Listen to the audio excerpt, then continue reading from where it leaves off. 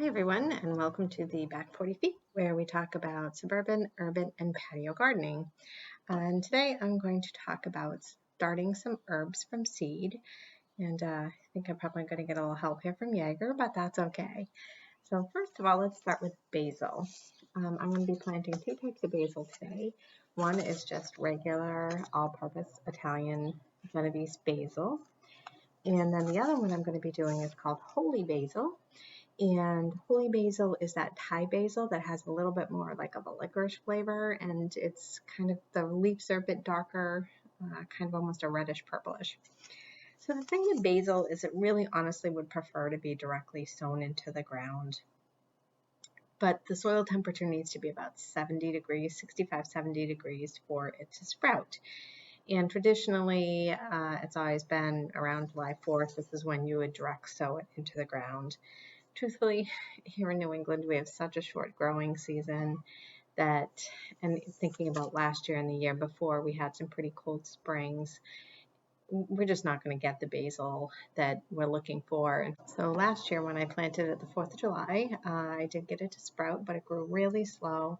And it probably was close to like end of September when I could actually harvest a decent amount of basil.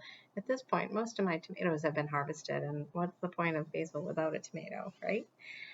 So I'm going to be planting a few plants from seed this year so that I'll at least start to have a basil harvest right around when my tomato surplus will be coming in.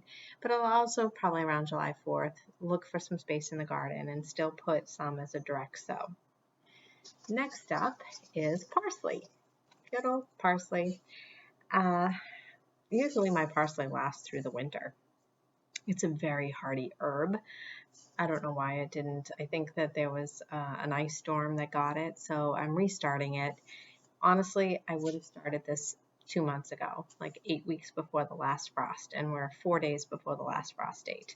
But I couldn't get any parsley seed. Everybody was out of parsley seed. I don't understand why there was suddenly a glut on parsley, but there's been really strange gluts on things.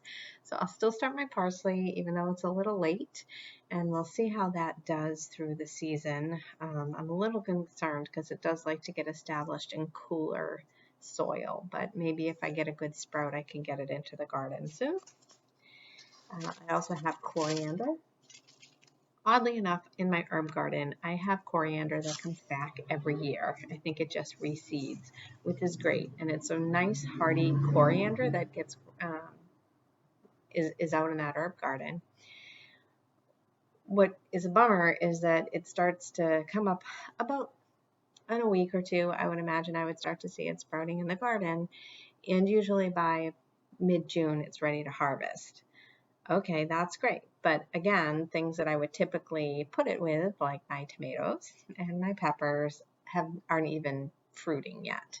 So what I'm going to do this time is I'm going to let it do what it's going to do, but I'm also going to start some from seed, even though they prefer to be directly sown, and try to do this sequentially. So this is a little different for me this year, but I'm going to try every 2 weeks to plant a couple of coriander plants and see if I can't get coriander to be in full harvest at the same time as the rest of my garden. And then the last thing I'm going to be planting is dill, just good old dill. Dill can just be fussy sometimes. Like some people can grow dill great and it just continues to reseed in their garden. For some reason, my garden doesn't do that. I'm going to start some from seed in advance. And in about a month or two, I'm still going to put some out in the garden for the same reason that I said about the coriander, is I'd like to be able to harvest dill throughout the season so that it can go with the fresh harvest of my garden. So that's my project for the day.